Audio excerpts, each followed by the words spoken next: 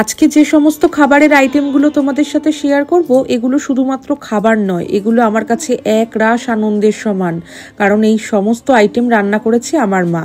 সেই কাকভোর থেকে উঠে আমার জন্য সব আইটেমগুলো বানিয়ে খাবার আগলে বসে আছেন। আমি কখন আসব আর উনি আমাকে পাত পেরে বসে খাওয়াবেন, আর দু চোখ ভরে দেখবেন আমার কতটা আনন্দ লাগে। আসলে এই মাসে আর কিছুদিন পরেই আমার জন্মদিন, কিন্তু কিছু কারণবশত আমি জন্মদিনের দিন বাড়ি আসতে পারবো না। কিন্তু মায়ের মন কি সেটা মানে? মা তো চাইবেই যে আমার সমস্ত পছন্দের খাবারগুলো বানিয়ে আমাকে পাত পেরে খাওয়াবে।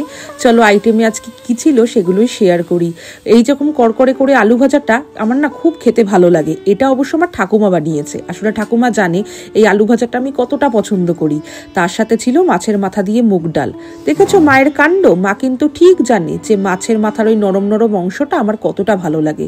ওই মাছের মাথার নরম নরম অংশটা দিয়ে ডাল দিয়ে মেখে আলু ভাজা দিয়ে এর কোনো আর তুলনাই হবে না।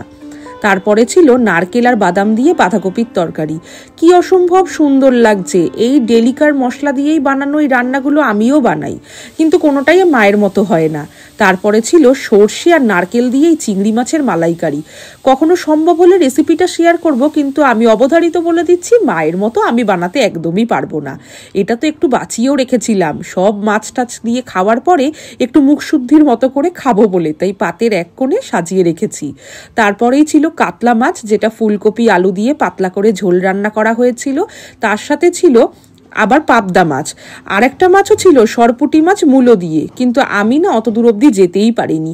বলেছি রাত্রে আবারও ভালো করে জম্পেশ করে ভাত দিয়ে ওই মাছটা দিয়ে খাবো। আর তারপরে ছিল চাটনি, পাঁপড়, মিষ্টি, দই। আসলে ওই অবধি যেতে পারলে তাহলে তো হয়েই যেত। এই খাবারের ভিডিওগুলো তোমাদের কেমন লাগছে অবশ্যই একটা কমেন্ট করে জানিও। ধন্যবাদ।